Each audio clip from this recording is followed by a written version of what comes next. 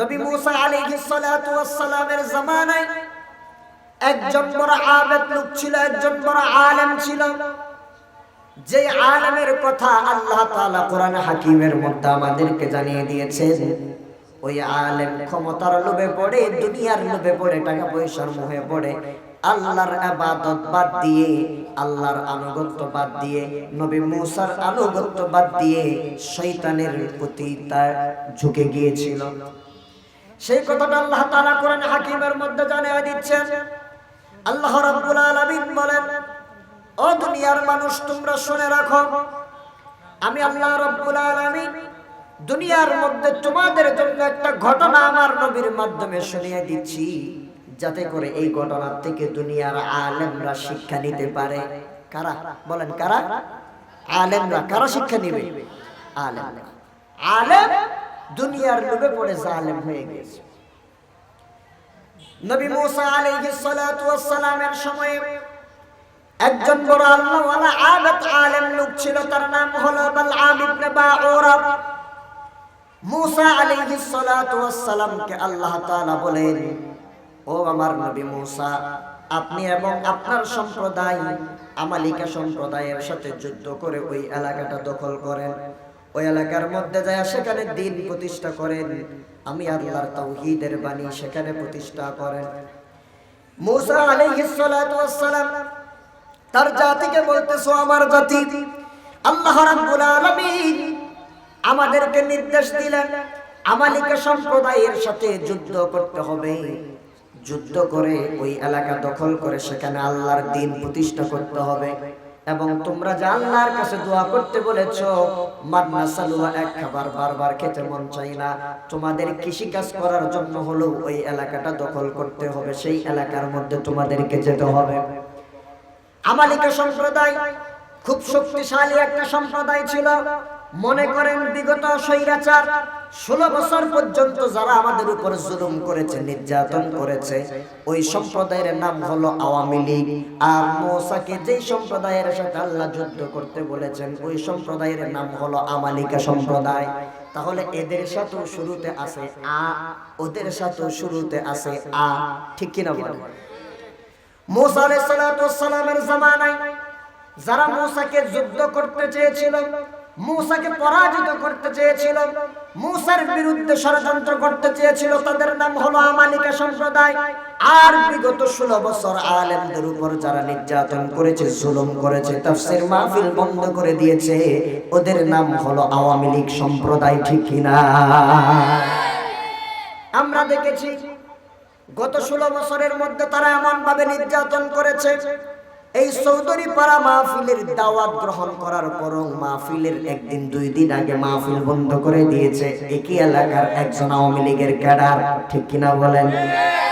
আমরা দেখেছি নির্বাচনের সময় একজন মানুষের ভোটে, জনগণের ভোটে নির্বাচিত হবে, সেই জন্য তার ঘরের মধ্যে সিসি ক্যামেরা ভেঙে তার ঘর পর্যন্ত লুণ্ঠন করেছে একই এলাকার মানুষ, আওয়ামী লীগের গডফাদার, ঠিক কিনা বলেন? ও ভাই, আজকে তো আপনার এলাকায় মাহফিল হচ্ছে, আপনার এলাকায় কথা বলতেছি, যদি বাপের বেটা হয়ে থাকেন, সাহস থাকে তো সামনে আয়, ঠিক কিনা বলেন? এতদিন পর্যন্ত এমন আশা তোমরা করেছিলাম 41 খাবো, 51 খাবো, 61 খাবো। আল্লাহ রাব্বুল আলামিন বলেন, বান্দারে তোদের মিশন থাকতে পারে 41, কিন্তু আমি আল্লাহ তাআলা তোদেরকে দুনিয়ার মধ্যে ক্ষমতার আসনে বসিয়ে দিয়েছিলাম শুধু 24-এর জন্য। 24-এর মধ্যে এমন কতগুলো আমি আমার সৈনিক তৈরি করে দিব, ওই সৈনিকগুলা তোদের ক্ষমতা দখল করে তোদেরকে নাস্তানাবুদ করে দিবে, ঠিক কিনা? প্রিয় মুসলমান বন্ধুগণ, ভালো করে বুঝেন, কষ্ট হচ্ছে নাকি আপনাদের? আমালিকা সম্প্রদায় সিদ্ধান্ত নিল নবী মুসার বিরুদ্ধে যুদ্ধ করবে। এইবার নবী মুসা আলাইহিস সালাতু ওয়াস সালাম তার সম্প্রদায়কে বলতেছেন, ও আমার জাতি, আল্লাহ রাব্বুল আলামিন আমাকে সিদ্ধান্ত জানিয়ে দিয়েছেন, আমাদের সকলকে একত্রিত হয়ে আমালিকা সম্প্রদায়ের সাথে যুদ্ধ করতে হবে। এখন আমালিকা সম্প্রদায় ছিল খুব শক্তিশালী সম্প্রদায়। আমালিকা সম্প্রদায়ের র্যাব আছে, পুলিশ আছে, বিজিবি আছে, সেনাবাহিনী আছে, ছাত্রলীগও আছে, যুবলীগও আছে, ঠিক কিনা বলেন? আমাদের একজন উবাইদুল কাদের কাকাজান তিনি বলেছিলেন, তোমাদেরকে শায়েস্ত করার জন্য আমার কোনো বাহিনীর দরকার হবে না, একমাত্র ছাত্রলীগই যথেষ্ট। কথা ঠিক কিনা বলেন? আমালিকা সম্প্রদায়ের মানুষগুলা ওই রকম ভাবে ঔদ্ধত্যপূর্ণ আচরণ করা শুরু করলো।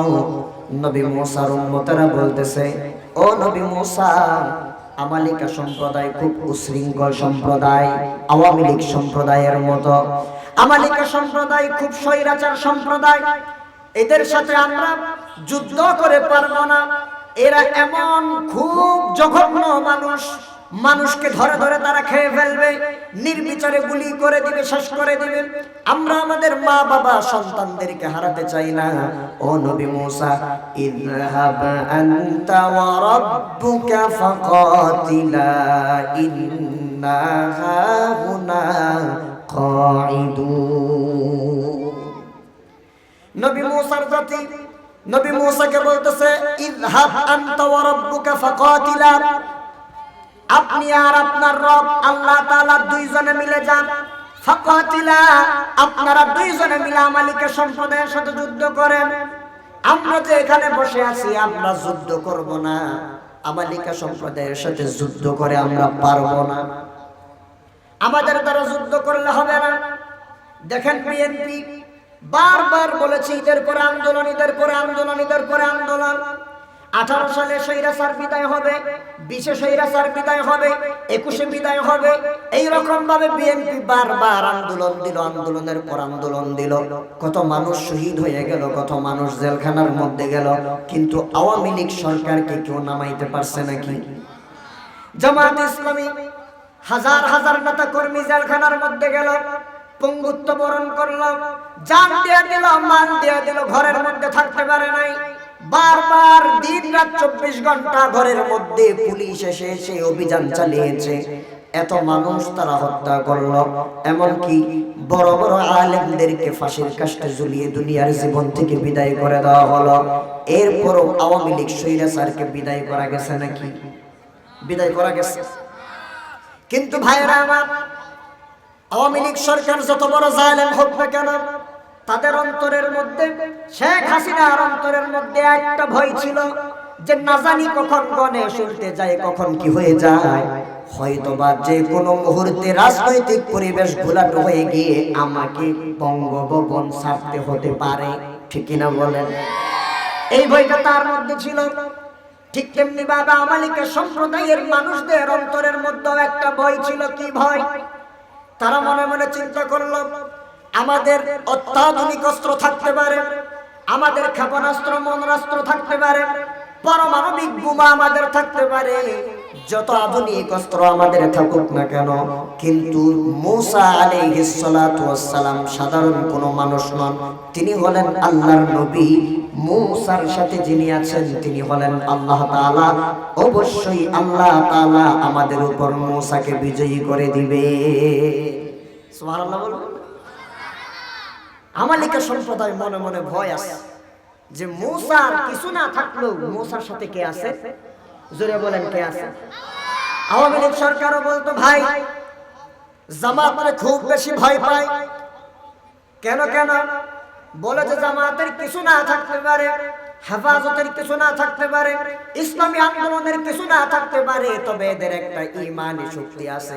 এরা যখন নারে তাকবীর আল্লাহু আকবার বলে স্লোগান দিয়ে রাস্তায় বের হয়, তখন আমাদের র‍্যাব পুলিশের বাধা তারা মানে না, ঈমানের জন্য নিজের জীবন দিয়ে দিতে প্রস্তুত হয়ে যায়, ঠিক কি না? প্রিয় মুসলমান বন্ধুগণ, এবার আমালিকা সম্প্রদায়ের নেতৃস্থানীয় কিছু নেতা নেতা উবাইদুল কাদেরের মতো ছাতা মাতা, এরা একটা পরামর্শ সভা গঠন করলো। মনে মনে সিদ্ধান্ত নিল নবী মূসাকে কৌশলে কিভাবে দমন করা যায়। ঠিক এরাও সিদ্ধান্ত নিয়েছিল দফায় দফায় বৈঠক করে কিভাবে ছাত্রদেরকে দমানো যায়।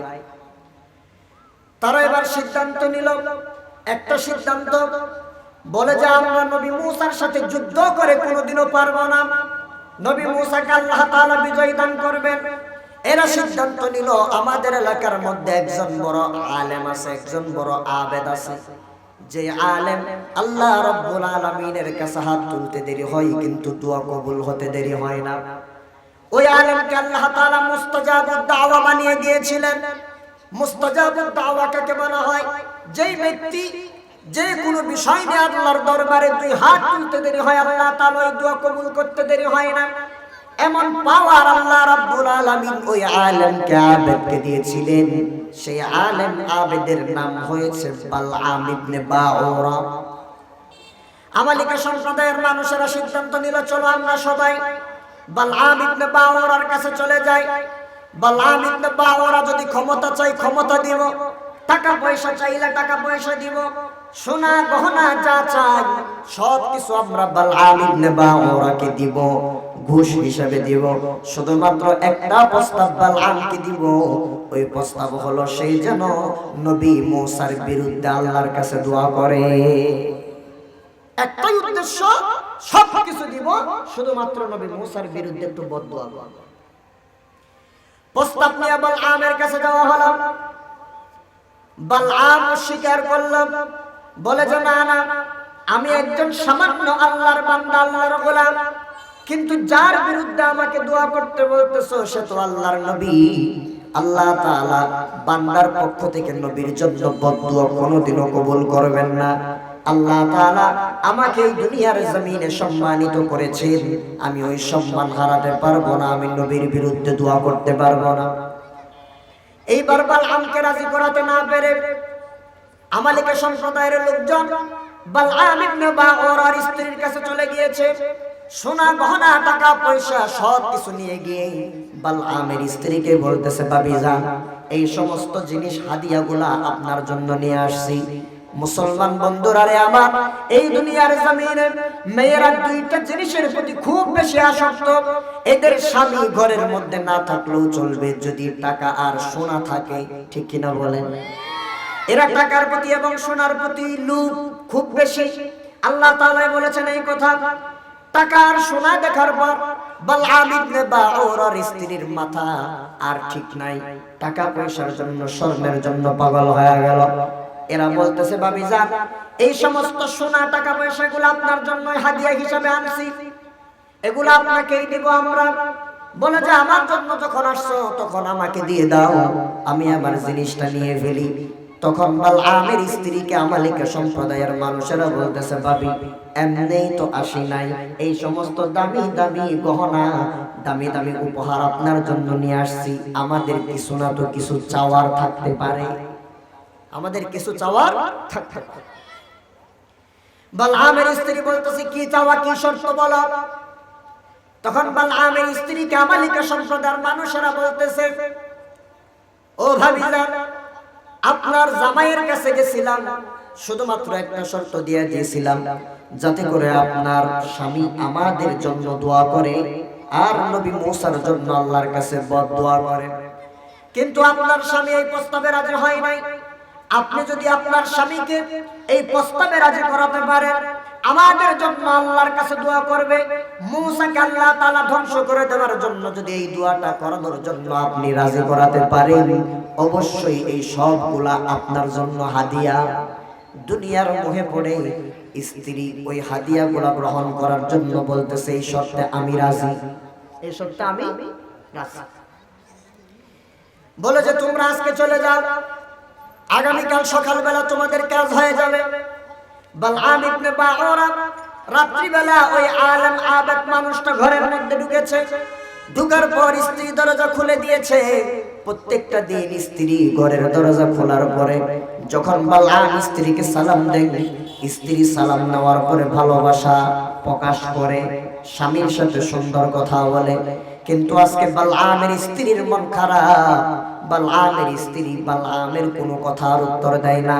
বালআম যখন সালাম দিয়েছে, মুখ বেঞ্চিয়ে বালআমের স্ত্রী রুমের মধ্যে ঢুকে গিয়েছে। বিছনার মধ্যে যখন গেল, বালআমের স্ত্রী বিছনার মধ্যে বালআমের দিকে তাকায় না, বালআমের সাথে কথা বলে না। এবার বালআম বলতেছে, প্রাণের স্ত্রী, প্রত্যেকটা দিন রাত্রি বেলা হলে বিছনায় আসলে তুমি আমার সাথে ভালোবাসায় প্রকাশ করো, সুন্দর করে ব্যবহার করো। ওগো স্ত্রী, আজকে তোমার কি হয়েছে? আমি ঘরে আসার পর থেকে তোমার মন খারাপ, ওগো প্রাণের স্ত্রী, আমি তোমাকে সবচাইতে বেশি ভালোবাসি। বালআমের স্ত্রী বলতেছে, না না, আপনি আমাকে ভালোবাসেন না, আপনি আমার ভালোই দেখতে পারেন না। যদি আপনি আমাকে ভালোবাসতেন, আমার ভালো দেখতে পারতেন, তাহলে ওই যে আমালিকা সম্প্রদায়ের মানুষেরা আমার জন্য সম্পদ নিয়ে আসছে, টাকা গহনা নিয়ে আসছে, ওগুলা নিতে আপনি আমার জন্য বাধা হয়ে দাঁড়াতেন না। তখন বালআম বলতেছে, ঘটনা তো এখানে পেশ লাগছে।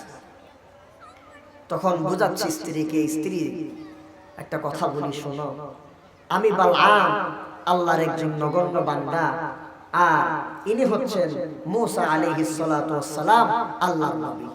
আমি কিভাবে নবীর বিরুদ্ধে দোয়া করব, আমাকে একটু বলো। তখন সে বলতেছে, এগুলা আমি বুঝি না, আমার এই টাকা এবং সোনা এগুলা লাগবে যে কোনো প্রকারে। আমার যদি ভালো চাও তাহলে এই প্রস্তাবে তোমাকে রাজি হতেই হবে, আর যদি তুমি এই প্রস্তাবে রাজি না হও তাহলে তোমার সাথে আমার সম্পর্ক এখানেই শেষ। তখন বালআম স্ত্রীর মন রক্ষার জন্য বলে দিল, আচ্ছা ঠিক আছে, আমি তাদের প্রস্তাবে রাজি, আগামীকালকে তাদেরকে ওই জায়গার মধ্যে আসতে বলবা, আমি তাদের প্রস্তাবে রাজি হয়ে মূসার বিরুদ্ধে দোয়া করব, আমালিকা সম্প্রদায়ের পক্ষে দোয়া করব। নাউজুবিল্লাহ বলবেন না? একজন আলেম, সম্মানী মানুষ, মুস্তাজাবুদ দাওয়া মানুষ কিভাবে ধ্বংস হয়ে যাচ্ছে দেখেন দুনিয়ার লোক ঢোকার পরে। আল্লাহ রাব্বুল আলামিন সেই ঘটনাটা আমাদেরকে কোরআন হাকিমের মধ্যে শোনাচ্ছেন। বালআম ইবনে বাউরা আমালিকা সম্প্রদায়ের প্রস্তাবে রাজি হয়ে গেল। আমালিকা সম্প্রদায়ের প্রস্তাবে রাজি হওয়ার পর সকালবেলা বালআম ইবনে বাউরা একটা জায়গায় গিয়ে, যে স্থানের মধ্যে গিয়ে তারা দোয়া করার জন্য প্রস্তাব দিয়েছিল, সেই স্থানে আমালিকা সম্প্রদায়ের মানুষগুলোও জড়ো হয়ে গিয়েছে। বালআম ইবনে বাউরা সেখানে গিয়েছে। সেখানে যাওয়ার পর বালআম ইবনে বাউরা মনের মধ্যে তামান্না, মনে মনে চিন্তা করেছে, মুখ দিয়ে আল্লাহর কাছে বলবে, রব্বুল আলামিন তুমি আমালিকা সম্প্রদায়কে বিজয় দান করে দাও, আর মূসা আলাইহিস সালাতু ওয়াস সালামকে তুমি ধ্বংস করে দাও। এই কথাটাই দোয়াটা সে করবে। কিন্তু আল্লাহ রাব্বুল আলামিন তার মুখ দিয়ে বের করে দিলেন, রব্বুল আলামিন আপনি আমালিকা সম্প্রদায়কে ধ্বংস করে দেন, নবী মূসা আলাইহিস সালাতু ওয়াস সালামকে বিজয় দান করে দেন। সুবহানাল্লাহ বলবেন। মনের মধ্যে উদ্দেশ্য নবীর বিরুদ্ধে দোয়া করবে, কিন্তু এখন মুখ থেকে বের হয়ে গেছে নবীর পক্ষে দোয়া।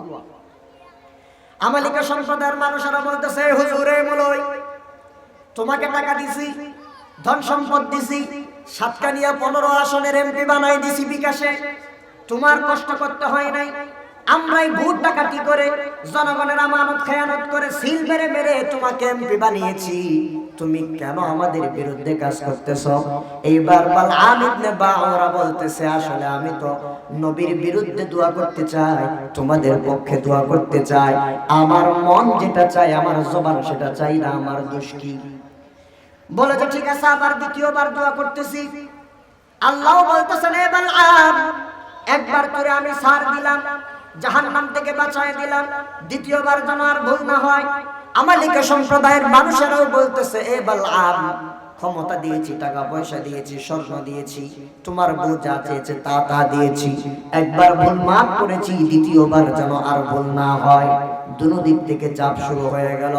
বালআম ইবনে বাউরা আবার মনের মধ্যে তামান্না, মনে মনে সিদ্ধান্ত নিল যে আমি আল্লাহকে বলবো, আল্লাহ আপনি নবী মূসাকে ধ্বংস করে দেন, আমালিকা সম্প্রদায়কে বিজয় দান করে দেন।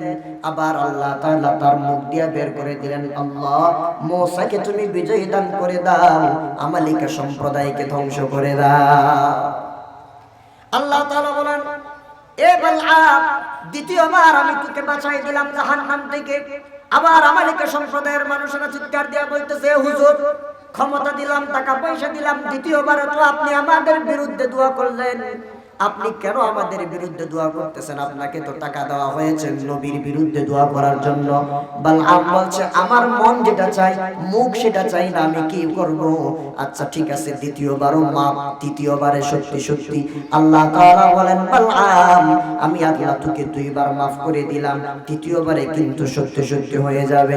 তৃতীয়বার যদি তুই আমি নবীর বিরুদ্ধে দোয়া করতে চাস, আমি আল্লাহ তাআলা তোর জবানটাকে কুকুরের মতো বানায় দেব, অন্তরে যেটা চাইবি মুখ দিয়াও সেটা বের করে দিব। অবশ্যই আমি আল্লাহ তাআলা তোমাকে জান্নাতি মানুষ থেকে জাহান্নামী মানুষ বানায়া দিব। নাউযুবিল্লাহ।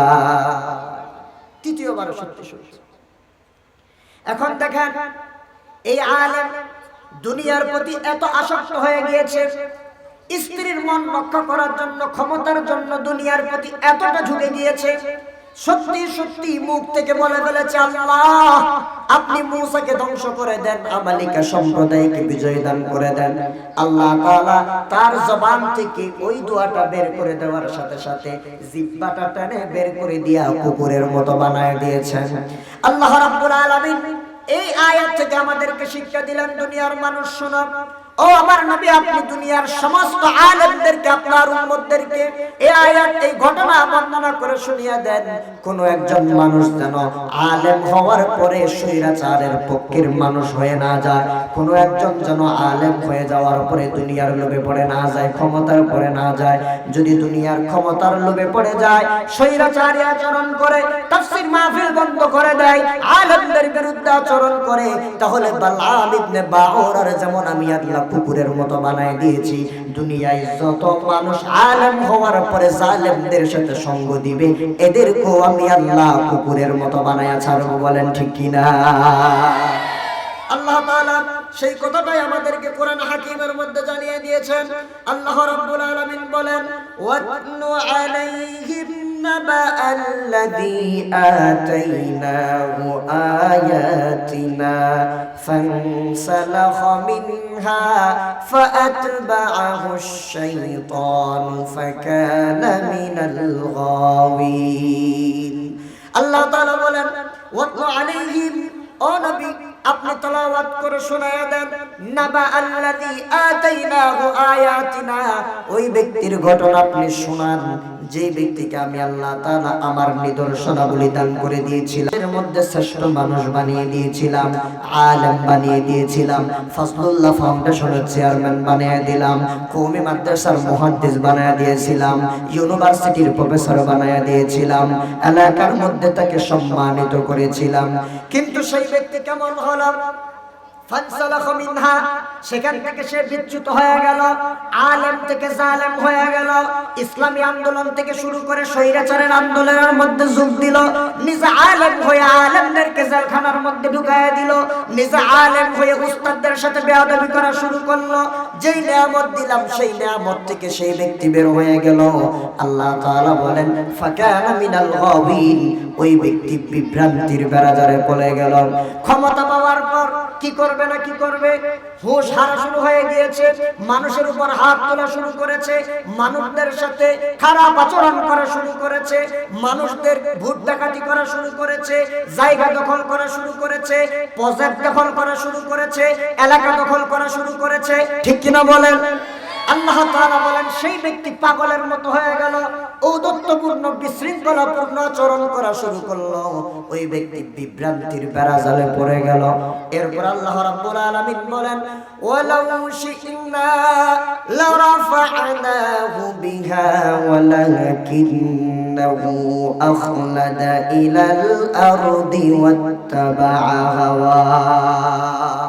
আল্লাহ তাআলা বলেন, ওয়ালাউ শি'না লারাফা'নাহু বিহা, যদি এই বালআম ইবনে বাউর আমার নবী মূসার বিরুদ্ধে দোয়া না করত, সে যদি সীমা লঙ্ঘন না করত, লারাফা'নাহু বিহা, তাহলে অবশ্যই আমি আল্লাহ তাআলা তার মর্যাদা বাড়িয়ে দিতাম। ও মুসলমান বন্ধুগণ, এই আওয়ামী লীগ সরকারের আমলে যদি এমপি নদবী আওয়ামী লীগ থেকে নির্বাচন না করে, তাফসীর মাহফিল যদি বন্ধ না করত, মসজিদ মাদ্রাসার উপর খবরদারি জুলুমদারি যদি দখলদারিত্ব না করত, অবশ্যই আবু রেজা নদবীর সম্মান সাতকানিয়ার মানুষ চিরজীবন উচ্চ আসনে রাখত। ঠিক কিনা? আল্লাহ তাআলা বলছেন, ওয়ালাউ শি'না লারাফা'নাহু বিহা ওয়ালাকিন্নাহু আখলাদা ইলাল আরদি ওয়াত্তাবা'a হাওয়া। আল্লাহ তাআলা বলেন ওয়ালাকিন্নাহু আখলাদা ইলাল আরদি, কিন্তু সে দুনিয়া তালাশ করেছে, দুনিয়ার প্রতি ঝুঁকে গিয়েছে, আখিরাতকে প্রাধান্য দেয় নাই, ইসলামী আন্দোলনকে প্রাধান্য দেয় নাই, আখিরাতের চাইতে দুনিয়াকে বেশি প্রাধান্য দিয়েছে, ক্ষমতাকে বেশি প্রাধান্য দিয়েছে। এরপরে সে কি করেছে?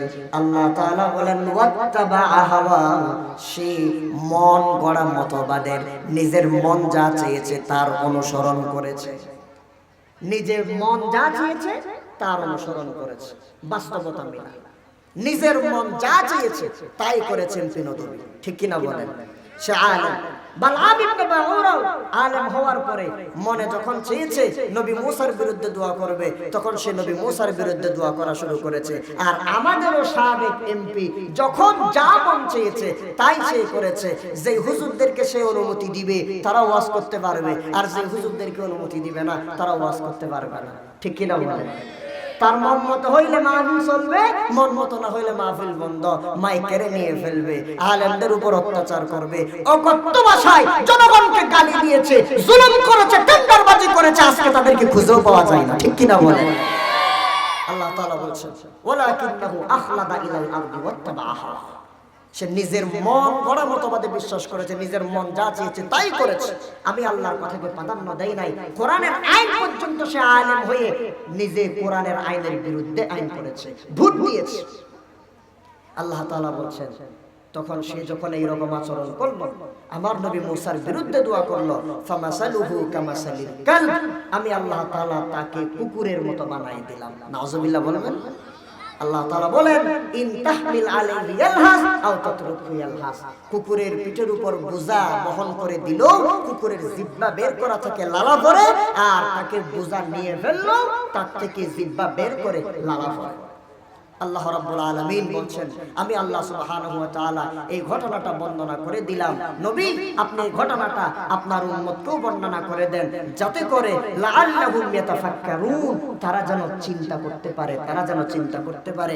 কোন আলেম যেন নবীর মতো হওয়ার আগে অন্তত 100 বার চিন্তা করে যে অবশ্যই বালআমের যে পরিণতি হয়েছে, আবু রাজা নবীর যে পরিণতি হয়েছে, মানুষ যেমন তাদেরকে জুতা মেরেছে, আমিও যদি স্বৈরাচারের পক্ষে কথা বলি, জালেমের পক্ষে কথা বলি, মানুষ আমাকেও জুতা মারবে, কুত্তার মতো ব্যবহার করবে। ঠিক কি না বলেন? আল্লাহ তাআলা বলেন লাআল্লাহুম ইয়াতাফাক্কারুন, চিন্তাশীল তারা চিন্তা কর, চিন্তা কর এই ঘটনার মধ্যে কি আছে। এরপর আল্লাহ রাব্বুল আলামিন বলেন সিদ্ধান্ত আমার, মান ইয়াহদিল্লাহু ফাহুয়াল মুহতাদি, যাকে আমি আল্লাহ তাআলা হেদায়েত দিই, যাকে আমি আল্লাহ তাআলা হেদায়েতের রাস্তায় রাখতে চাই, সেই ব্যক্তি একমাত্র হেদায়েত প্রাপ্ত হয়। জোর করে ওয়াজ করে আলেম বানিয়ে কোনোদিনও হেদায়েত প্রাপ্ত হওয়া যাবে এটা মনে রাখতে।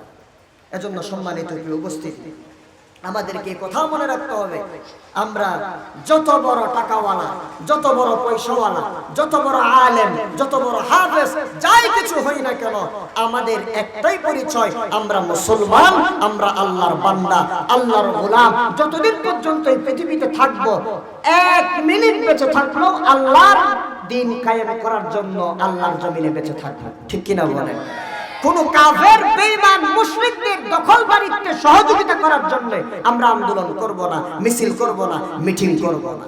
আজ থেকে এই নতুন তরুণ আমাদের মতো ছাত্র, আপনারা মিছিলে গেছেন কিনা আমরা জানি না, যারা এখন বারবার ক্ষমতা চাচ্ছেন, বারবার আপনারা বলতেছেন আমরা এটা করেছি ওটা করেছি, আপনারা যারা বয়স্করা বলতেছেন, আপনারা মিছিলে গেছেন কিনা জানি না, কিন্তু আমরা মিছিলে গিয়েছি।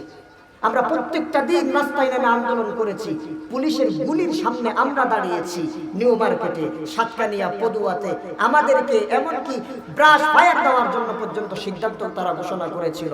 আজকে ছাত্ররা আমরা দেশ স্বাধীন করলাম, আপনাদেরকে আমরা নতুন একটা দেশ উপহার দিলাম, আর আপনারা বলতেছেন যে না ছাত্ররা কিছুই করে নাই। ভাইরে, ছাত্রদের অবদান ভুলে যাইয়েন না। আজকে ছাত্ররা আন্দোলন করেছে বিদায় শেখ হাসিনা পালিয়ে গিয়েছে। ঠিক কিনা বলেন? ছাত্র ছাত্ররা আন্দোলন করেছে বিদায় লুৎফুর রহমান বাবরের মতো এতদিন পরে জালেমের কারাগারে বন্দী থাকার পরে সে আজকে বের হয়েছে। আজকে আমরা ছাত্ররা আন্দোলন করেছে বিদায় তারেক জিয়া মায়ের কাছে যেতে পেরেছে।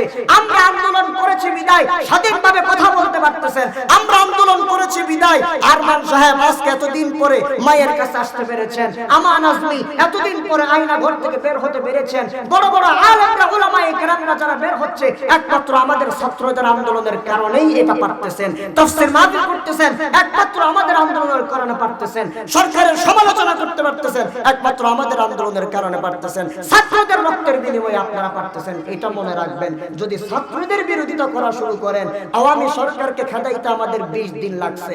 যারা এখন থেকে শুরু করে আগামী দিনে খাওয়ার চিন্তা ভাবনা করবেন, আমাদের উপর বসে জুলুম করার চিন্তা ভাবনা করবেন, আওয়ামী লীগের সব ছিল সেজন্য 20 দিন লেগেছে। আপনাদেরকে দেশ ছাড়া করতে বঙ্গোপসাগরে নিক্ষেপ করতে একদিনও লাগবে না, ঠিক কিনা বলেন?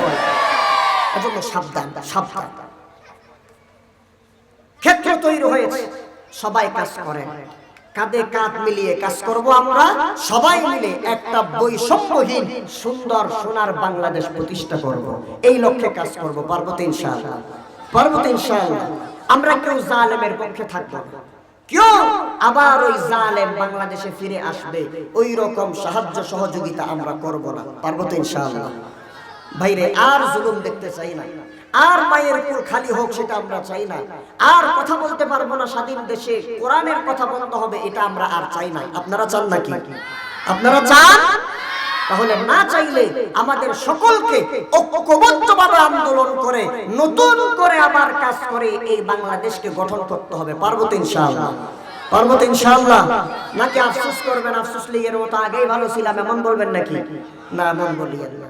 শিক্ষা নেন। আজকে যে ঘটনা বর্ণনা করেছি এই ঘটনার থেকে শিক্ষা হলো, যদি ইমানদার হওয়ার পরে জালেমের সহযোগী হই, জালেমের কাতারে চলে যায়, তাহলে আল্লাহ তাআলা আমাদেরকে কুকুরের মতো বানিয়ে দিয়ে আমাদের জন্য জাহান্নাম আবশ্যক করে দিবেন। আমরা কেউ জাহান্নামে যেতে চাই না, আমরা সবাই জান্নাতে যেতে চাই। আল্লাহ তাআলা আমাদেরকে জান্নাতি হিসেবে কবুল করুক, ইমানদার হিসেবে কবুল করুক। নতুন এই বাংলাদেশটাকে আল্লাহ সুবহানাহু ওয়া তাআলা যেন বৈষম্যহীন সুন্দর বাংলাদেশ হিসেবে আমরা গঠন করতে পারি, সেই তৌফিক আমাদেরকে দান করুন। আমিন। ওয়া আখির দাওয়ানা আলহামদুলিল্লাহি রাব্বিল আলামিন। আসসালামু আলাইকুম ওয়া রাহমাতুল্লাহি ওয়া বারাকাতুহু।